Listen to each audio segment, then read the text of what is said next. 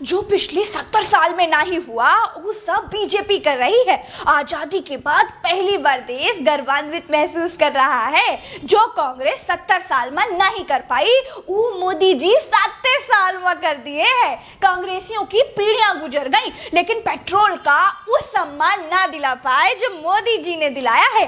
100 रुपया लीटर, आहा, ना इधर ना उधर, सीधे नई नोट निकालो और 1 लीटर भरा लो। छूटा टूटा कराने की कोई समस्या ही नहीं।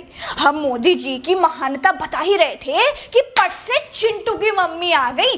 कहे लगी तुम सही कह रही हो बहनी, जो 70 साल में नहीं हुआ वो सब मोदी जी कर रहे हैं। 70 साल में कभी देश नहीं बेचा गया, कभी रेलवे नहीं बेचा गया, कभी सरकारी कंपनी नहीं बेची गई, कभी गरीबों पर कानून नहीं थोपा गया।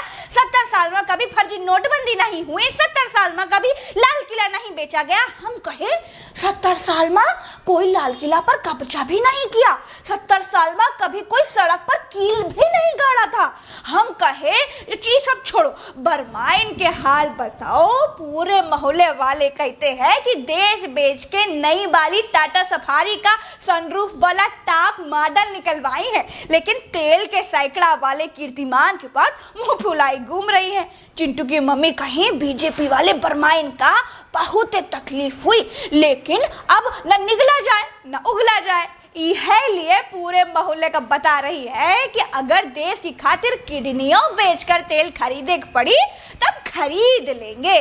विकास होगा तो महंगाई तो होगी ही। चिंटू की मम्मी कही कि हमरा मुंह ना खुलवाओ बरमाइन, पूरा देश देख रहा है तुम्हार -23 वाला विकास। कुछ दे ना पाओ तो बनी बनाई चीजें माटी में ना मिलाओ। 5 ट्रिलियन इकोनॉमी का सपना दिखाए थे, अब सांसों पर भी टैक्स लगा दिए हैं। चिंटू की मम्मी कही कि बीजेपी वाले वर्मा जी के राज में भारत देश बांग्लादेश से पीछे जा चुका है।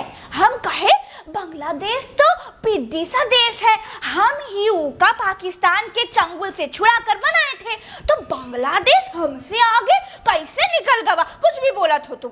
चिंटू की मम्मी फिर कहीं कि एनडीटीवी वाले छापे हैं कि बढ़ती अर्थव्यवस्था के मामले में भारत दुनिया के 193 देशन में 164 नंबर पर है। और तो और बांग्लादेश जैसा देश भी हमसे बहुत आगे है।